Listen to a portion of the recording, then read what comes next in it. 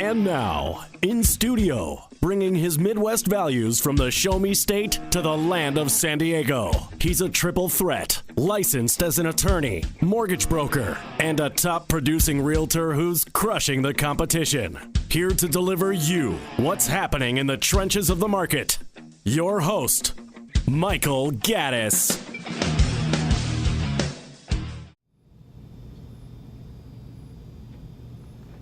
Welcome back to the Michael Gaddis Show on AM 1170 The Answer. I am your host, Michael Gaddis of michaelgaddis.com.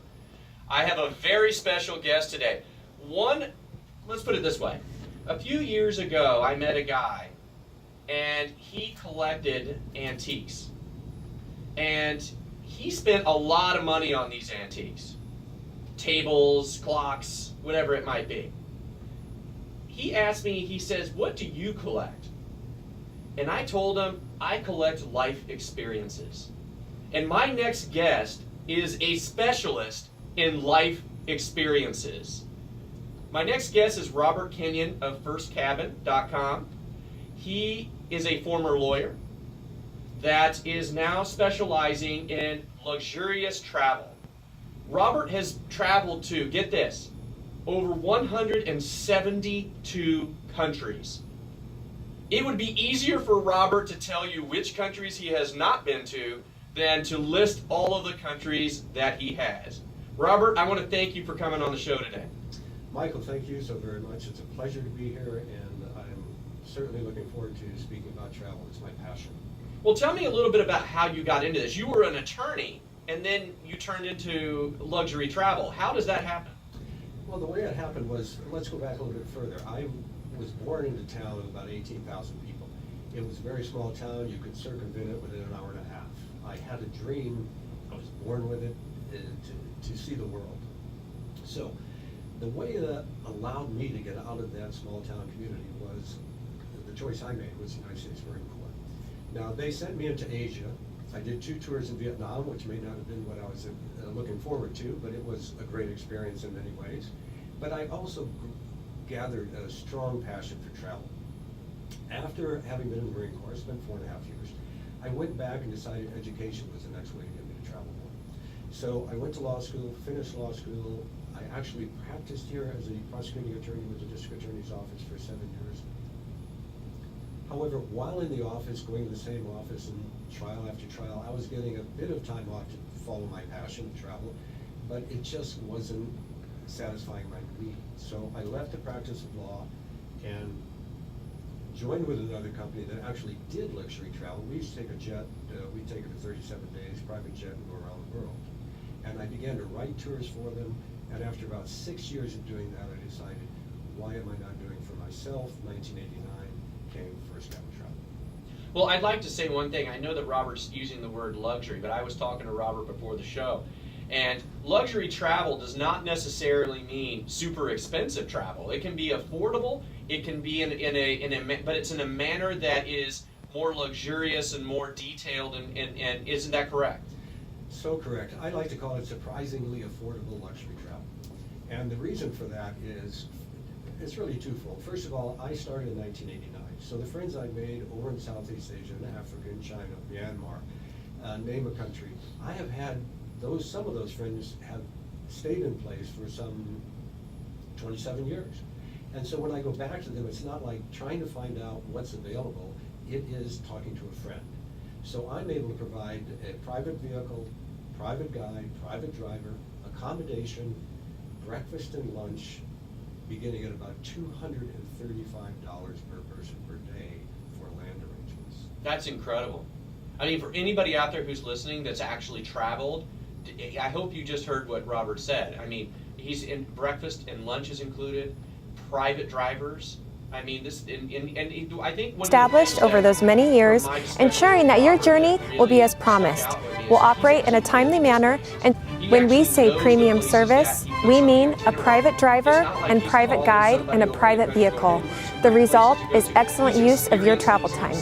Choose how long to visit a site, never having to wait on others who might be late.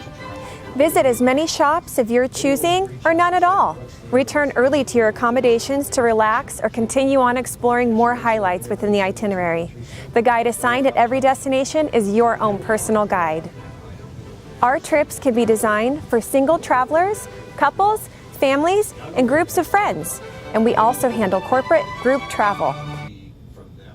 So they're not going to cut a corner. And I encourage people when they have an opportunity to go to firstcabin.com. And if you go there, go on the blog and read one particular blog that will lay out what I'm trying to say. And that is, have you seen my driver? Because when you get over in a country, particularly in a third world country, and you have it all arranged, and if you're on the internet and you arrange with somebody even coming from that country, you better find out just how good they are. I have many travelers who have come out of California, across the United States, even across Europe. And I'm very happy to put them in touch with anybody who has a question about what kind of quality we serve. Well, you're listening to the Michael Gaddis Show on AM 1170 The Answer. I am Michael Gaddis of michaelgaddis.com, and we are talking to Robert Kenyon of firstcabin.com. So how did you go about developing First Cabin? What were your thoughts, and how did you really think to develop a company like this?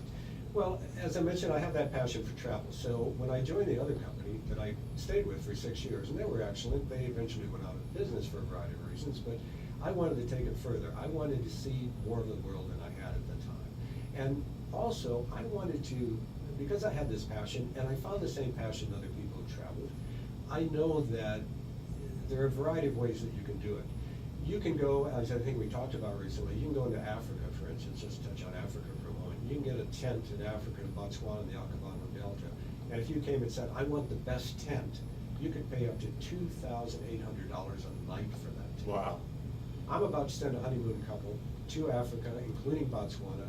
They are in the same venue. They are a stone's throw away from the other camp.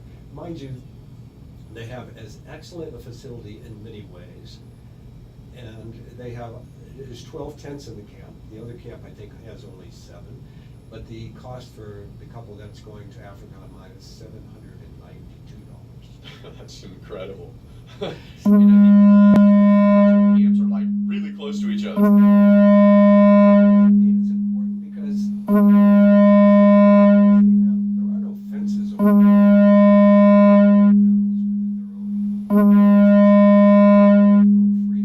and so how do they get away with that? How do they when there's a camp a stone's throw away for a lot less? Because of demand. Changed the travel industry tremendously, for the good and for the bad, I think, in many ways. The good is that the vendors who are out there had the whole world that they could reach out to. It used to be that I'm not a travel agent per se, I consider myself a touring operator, but everybody would have to go to their particular travel agent. They would open the book and they'd flip through the pages. Many of those folks hadn't even traveled over there, but they would try in their best way to describe what was available. When the internet opened it all up, a lot of folks then went to the internet, but it also allowed those vendors to advertise to the world. So if you're sitting in the middle of the Okavango and you have 7 tents, and you have the internet going to all of Europe, all of China, all of Southeast Asia, all of America, all of Canada, you have an enormous window of opportunity. So if you're finding out that you're booking your camps out within 8 days, why is it that you don't just keep raising your prices? Now, there is competition there still, and there are other people that operate without being at that price range. And if you can find those camps and you know those camps, you know the quality of those camps, it can still work for you in a very beneficial way. Well, you're listening to the Michael Gaddis Show on AM 1170 The Answer. I am your host.